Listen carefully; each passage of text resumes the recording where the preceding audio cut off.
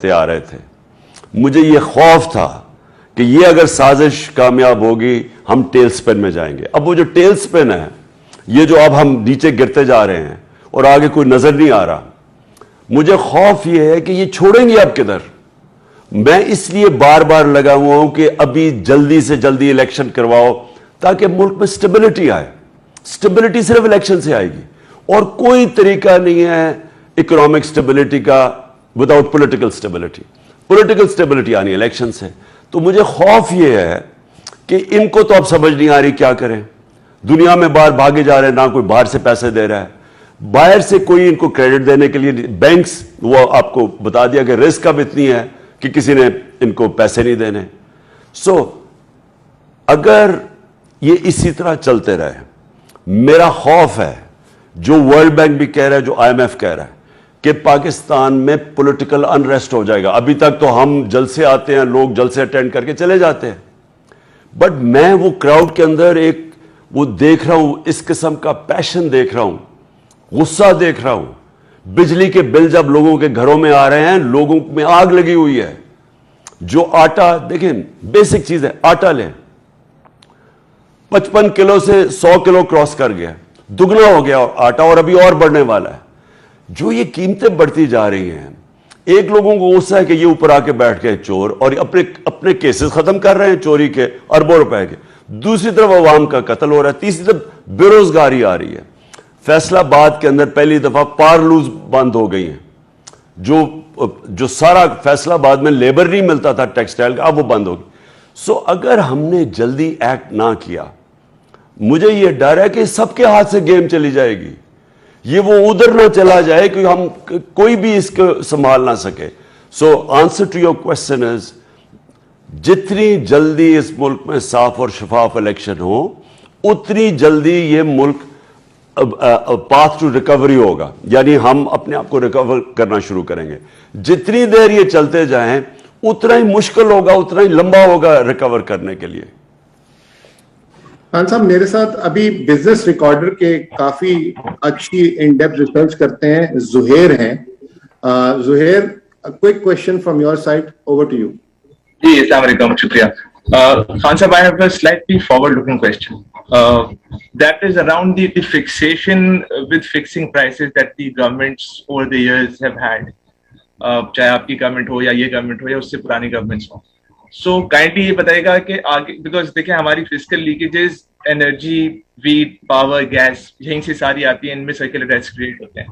सो आगे जाके, if and when the next time your government comes, do you have any plans to roll it back slightly? जो government का इतना excessive footprint है, खासतौर पर प्राइस फिक्सिंग के हवाले से, बिकॉज ये हमारे बहुत सारे मसाइल की बुनियादी जड़ है। So I just want to know कि इस पे हम कुछ तब्दीली एक्सपेक्ट करें आपसे कि नहीं। Thank you. देखिए, मैं जुहेर आपको सबसे पहली बात बता दूं, आज हमने जो डिस्कस किया आपस में, हम सब एक नतीजे पे पहुंच गए हैं कि अब अगर हमने जो भी पाकिस्तान को इस दलदल से निकालेगा जिसमें फंसता जा रहा है, उसको पाकिस्तान को वैसे चलाना पड़ेगा जो अभी तक किसी ने नहीं चलाया।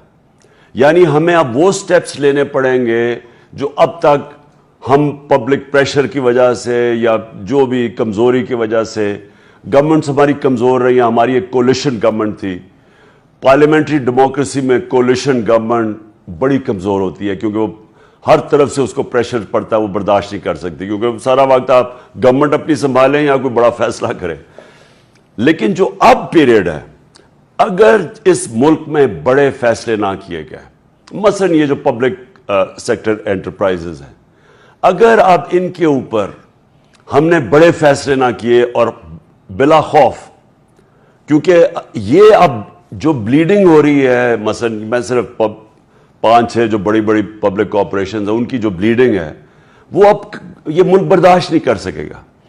हमें जब तक कि पूरी अपनी एक्सपोर्ट्स के ऊपर सारी गवर्नमेंट को ओरिएंटेट करें एक्सपोर्ट्स के ऊपर, और बाय द वे ये महातिर ने किया था, ये जब अर्दोगान ने शुरू में वो आया था तो उसने जब इनकी स्टैंडर्ड ऑफ ऊपर वेल्थ क्रिएशन की थी तुर्की में, उन्होंने स्पेसिफिकली एक्सपोर्ट्स पे किया था।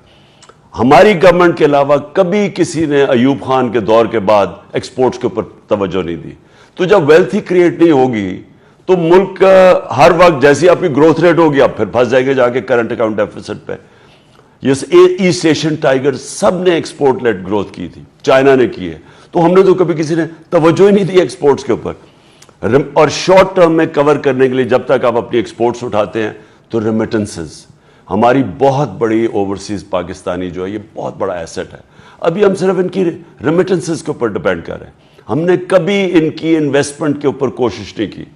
اب اور انویسٹمنٹ کے لیے ہمارا جوڈیشل سسٹم کو بہتر ہونا پڑے گا, کیونکہ جب تک کانٹریکٹ انفورسمنٹ نہیں ہوتی, آپ جو چھوٹا بزنس مین ہے, جو میڈیم بزنس, جو بہت زیادہ اوورسیز پاکستانی میں کرنا چاہتے ہیں, ان کو جب تک پروٹیکشن نہیں ملتی عدالت سے وہ نہیں انویسٹ کرتے پاکستان میں.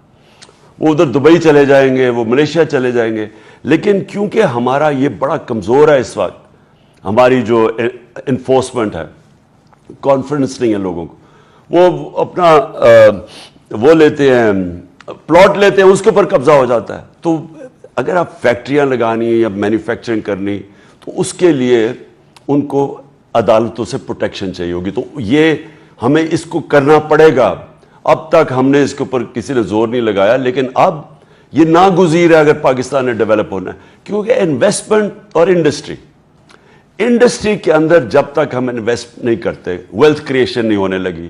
ویلتھ کریشن نہیں ہونے لگے, ہم قرضوں کی یہ جو دلدل میں پھنس رہے ہیں یہ نہیں ہم کر سکتے.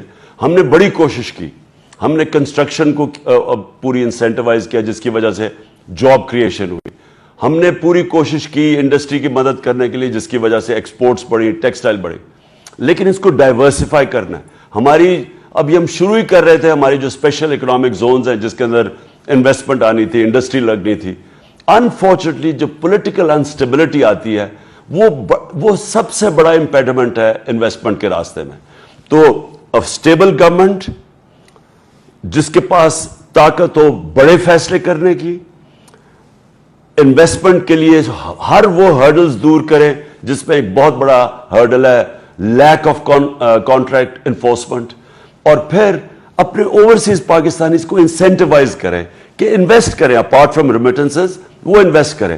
ایک دفعہ ہم ایک پیریڈ سے نکل گئے, انویسٹمنٹ شروع ہو گئی, پھر پاکستان میں دیکھیں 22 کروڑ لوگ ہیں, 22 کروڑ لوگ بڑی مارکیٹ ہوتی ہے, ہم پھر اور دنیا سے اور اپنے ملک سے انویسٹمنٹ اٹریکٹ کر سکتے ہیں. خان صاحب میرے ساتھ یو ایس اے سے ذیشان عزیز صاحب ہیں. Over to you mister Zeeshan, your short and crisp question. جی السلام علیکم جی, میں یو ایس اے سے نہیں ہوں, میں اردو.com سے ہوں. اور خان صاحب میرا کوشچن